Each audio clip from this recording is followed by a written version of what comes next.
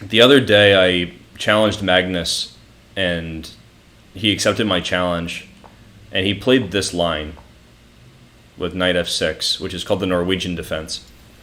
And in that game, I misclicked and put my king on f1, and it was extremely embarrassing to the point that the game's not even worth looking at. I was really sad because it was like my first time playing against Magnus.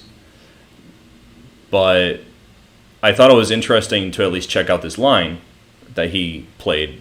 You know, you got to learn something, even if the game is kind of dumb because you did something like a misclick. There's still something to learn in every game.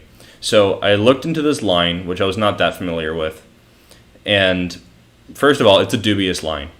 e5 is very good for white. And I think after everything we looked at today, you guys should really understand that. Because when they play knight 2...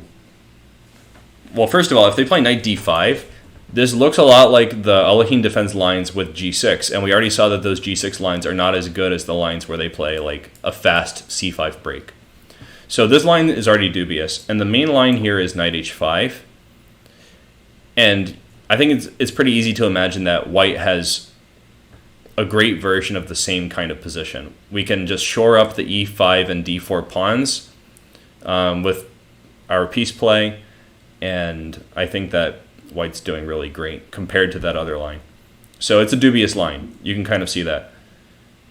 But in the process of looking up this line, I found a game played by Magnus as white against the Norwegian defense, which is ironic, of course.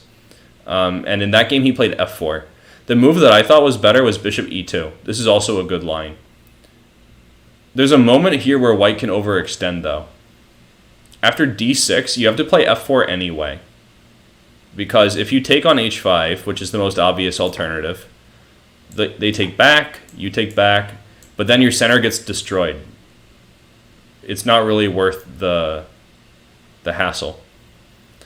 Vedanta, I can give you the link in Discord because I don't know how to do it in the YouTube chat yet. I'm pretty inept here, so I'll just message you in Discord with the link. And Ari was asking what time control did I play. It was a 5+0. We didn't get together on a weekend for a classical game. I'm sure he's a little busy. So anyway, in the game that I found from Magnus playing white, he played f4. And we're going to just go through this really fast. His opponent played d5, and he played c4. And I guess one of the big differences here between the other game where we tried d5 and it didn't work and this one is that black isn't ready to fly in with a knight on d5.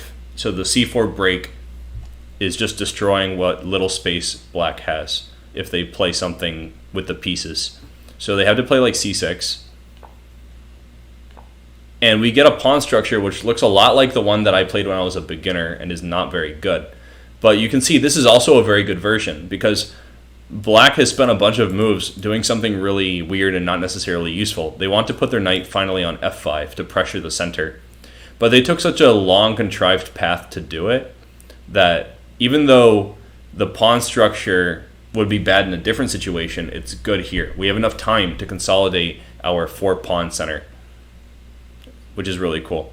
I did not play him on light chess. I played him on chess 24. So Magnus played knight f3.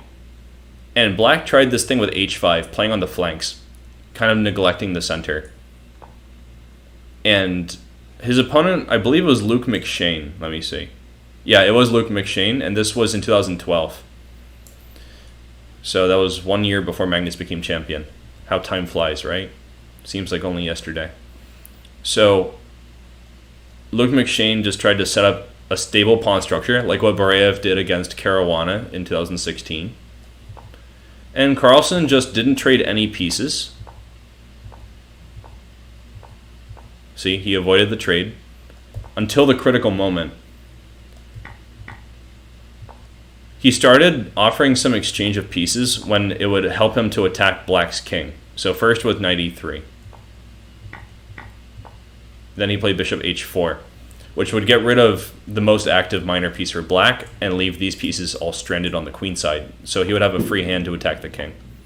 So he came in with bishop f6, traded that piece that was a defender of the king, and then went for knight h4 and f5. This is really fast, so we're obviously not analyzing. It's more like a show and tell. But I think the similarity between this game from 2012 with the other games where we had the same pawn structure but it was bad because black got a bunch of moves to undermine the same pawn structure, like my first example. That similarity is really cool. I like how Carlsen steadily grew his space, like what Caruana did in that other game that I showed. I think it really goes to prove the point that this is how we ought to play with a space advantage and avoid overextension. Vedant, I'm not going to tell my username on Just24. Sorry, it's a secret. Okay, guys. After rook f4, black just resigned because of knight g6.